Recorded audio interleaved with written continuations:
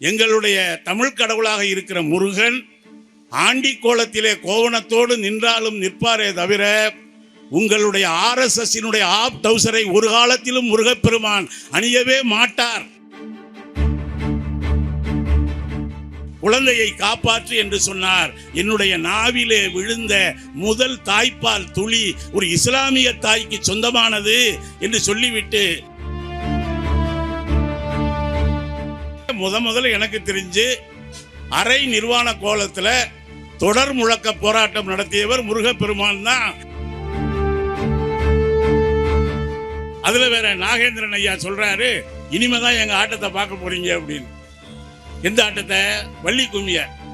ஆனால் உங்க ஆட்டம் ஒரு பக்கம் இருக்கட்டும், இங்க உட்கார்ந்து இருக்கிறது பூரா மதுரை மாவட்ட வரலாற்றில் செம்பிடாரி என்று வர்ணிக்கப்பட்ட KP ஜானகி அம்மாள் வாரிசுகளுடைய ஆட்டத்தையும் இனிமேல் தான் நீங்கள் பார்க்க போகிறீர்கள்.